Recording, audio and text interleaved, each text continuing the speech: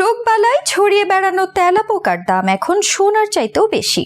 যে তেলাপোকার নামটি শুনলে অনেকেই ভয় পেয়ে ওঠেন, সেই তেলাপোকা এখন বিশ্বের অন্যতম দামি ও জনপ্রিয় পোকায় পরিণত হয়েছে। সেই সাথে মুখরোচক খাবার হিসেবে তেলাপোকা জায়গা করে নিয়েছে ভোজন রসিক মানুষের কাছে। বর্তমানে তেলাপোকা চাষ করে কোটিপতি হওয়ার স্বপ্ন দেখছেন হতদরিদ্র আফ্রিকার চাষিরা। চলুন তাহলে জেনে নেওয়া যাক কিভাবে তেলাপোকার মতো একটি প্রাণী দামি হয়ে উঠেছে চীনের মতো উন্নত দেশের কাছে। খাওয়া ছাড়া আর কি কাজে ব্যবহৃত হচ্ছে তেলাপোকা, সেই সাথে জানবো হঠাৎ তেলাপোকার জনপ্রিয়তার পেছনে আসল কারণ কি। প্রায় 5 কোটি বছর ধরে পৃথিবীতে সদর্পে টিকে আছে তেলাপোকা। অতিকায় ম্যামথ থেকে শুরু করে ডাইনোসর একসময় রাজত্ব করেছে পৃথিবীতে, কিন্তু কালের বিবর্তনে দৈত্যাকার এসব প্রাণী হারিয়ে গেছে পৃথিবীর বুক থেকে। তবে অসাধারণ ক্ষমতা বলে কয়েক কোটি বছর ধরে পৃথিবীতে নিজেকে টিকিয়ে রেখেছে তেলাপোকা। বাংলাদেশ, ভারত, পাকিস্তান সহ আমাদের আশেপাশের দেশগুলোতে তেলাপোকার কদর না থাকলেও বিশ্ব ব্যাংকের মতে ক্ষুধা ও দারিদ্রতার বিরুদ্ধে শক্তিশালী এক হাতিয়ার হতে পারে এই পতঙ্গটি।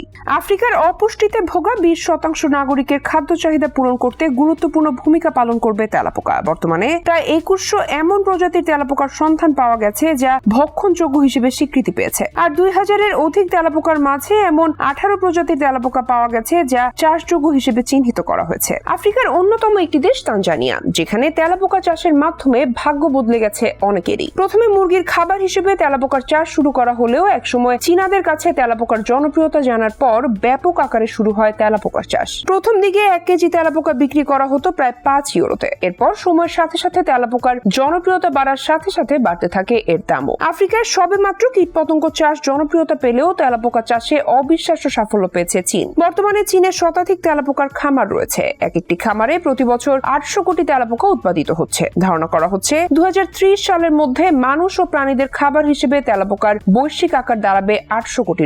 শুধু মানুষ আর প্রাণীদের খাবারেই তেলাপোকার জনপ্রিয়তা সীমাবদ্ধ নেই। এশিয়া মহাদেশে ঔষধ ও প্রসাধনী তৈরির কাজেও ব্যবহার করা হচ্ছে তেলাপোকা। এছাড়া প্রোটিন সমৃদ্ধ খাবার হিসেবেও চীনের রেস্তোরাঁগুলোতে তেলাপোকার আলাদা কদর রয়েছে। কেন তেলাপোকা চাষ জনপ্রিয় হয়ে উঠেছে? তেলাপোকা চাষে সবচেয়ে ইতিবাচক দিকটি হচ্ছে এরা যে কোনো পরিবেশের সাথে নিজেদের মানিয়ে নেওয়ার ক্ষমতা রাখে। এছাড়া গরু, ছাগল, হাঁস, মুরগির মতো এদের জন্য দামি খাবারের প্রয়োজন নেই। তেলাপোকার একমাত্র খাবার খাদ্য বজ্র। এক জরিপে দেখা গেছে একটি তেলাপোকার ফার্মে দৈনিক 50,000 কেজি খাদ্য বজ্র প্রয়োজন। এর মাধ্যমে শহরের 4 ভাগের 1 ভাগ খাদ্য বর্জ্য নিষ্কাশন করা সম্ভব। কোন রকম দূষণ ছাড়াই তেলাপোকা চাষের মাধ্যমে বড় বড় শহরে খাদ্য বর্জ্যকে এভাবে কাজে লাগানো হয়। মাত্রাতিরিক্ত গরমের কারণে বর্তমানে নাভিশ্বাস হওয়ার অবস্থা। অসহনীয় গরমের পেছনে অন্যতম কারণ এই খাদ্য বর্জ্য। খাদ্য বর্জ্য থেকে সৃষ্ট মিথেন গ্যাস বৈশ্বিক উষ্ণতার অন্যতম প্রধান কারণ। অন্যদিকে খাদ্য বর্জ্য পেলে মহাভোজের মহোৎসব শুরু হয়ে যায় তেলাপোকাদের মাঝে। আর এভাবেই তেলাপোকা চাষের মাধ্যমে প্রতিদিন কয়েক হাজার টন খাদ্য বর্জ্য দূষণহীনভাবে নিকাশ করা সম্ভব। তেলাপোকা থেকে